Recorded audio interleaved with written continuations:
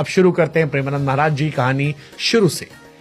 श्री प्रेमानंद महाराज जी का जन्म साल 1969 में उत्तर प्रदेश के कानपुर जिले के सरसौल ब्लॉक में हुआ था। हालांकि जन्म की तारीख को लेकर कुछ संशय बरकरार है। उनका असली नाम अनिरुद्ध कुमार पांडे था। एक साधारण ब्राह्मण परिवार में जन्मे अनिरुद्ध के पिता श्री शंभुनाथ पांडे धार्मिक प्रवृत्ति के थे। उनकी मां श्रीमती रमा देवी भक्ति में डूबी रहती थी। परिवार में सन्यास की परंपरा थी। उनके दादाजी भी सन्यासी थे। शायद यही वजह थी कि अनिरुद्ध के मन में बचपन से ही भगवान के प्रति गहरी आस्था जागने लगी। 5 साल की छोटी सी उम्र में अनिरुद्ध भजन कीर्तन में रुचि लेने लगे।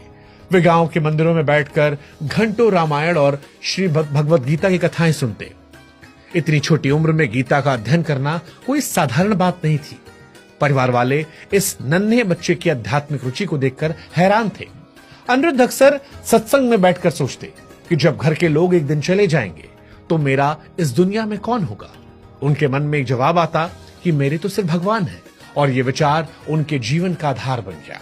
अनिरुद्ध का मन संसार से अलग था। जहां बच्चे खेलकूद में मस्त रहते, वहां अनिरुद्ध मंदिर की सीढ़ियों पर बैठकर भगवान के बारे में सोचते।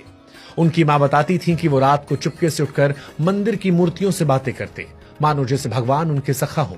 गांव वाले भी कहने लगे कि ये कोई साधारण बालक नहीं है, इसके मन में कुछ और चल रहा है। मात्र 13 वर्ष की आयु में अनिरुद्ध का मन संसार से विरक्त हो चुका था। 9वीं कक्षा उत्तीर्ण करने के बाद स्कूली किताबों से अधिक उन्हें गीता और रामायण के उपदेश आकर्षित करने लगे थे। उनके हृदय में एक ही भाव था, भगवान ही सब कुछ है। एक दिन उन्होंने अपनी मां से कहा, अम्मा, मेरा मन कहता है कि मैं घर छोड़कर भगवान की खोज में निकल जाऊं। मां ने हंसकर बात टालने की कोशिश की।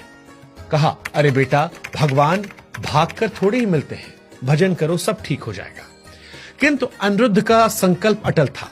उन्होंने दृढ़ता से कहा, नहीं अम्मा, मैं सन्यासी बनना चाहता हूं। मां को लगा कि यह सत्संग का क्षणिक प्रभाव है जो शीघ्र ही मिट जाएगा, पर अनिरुद्ध के मन में तो प्रभु प्राप्ति की अग्नि प्रज्वलित हो चुकी थी।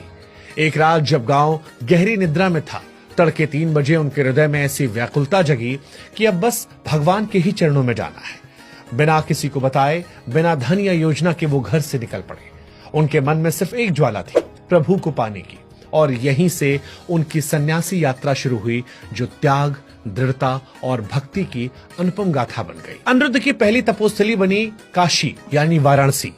ये शहर संतों और साधकों का घर है, जहां गंगा की लहरें और मंदिरों की घंटियां हर किसी को भक्ति में डुबो देती है। अनिरुद्ध की दिनचर्या सख्त थी। सुबह गंगा में स्नान, तुलसी घाट पर पीपल के पेड़ के नीचे ध्यान, और फिर भिक्षा मांगना। वो केवल 10-15 मिनट ही भिक्षा मांगते। अगर कोई दे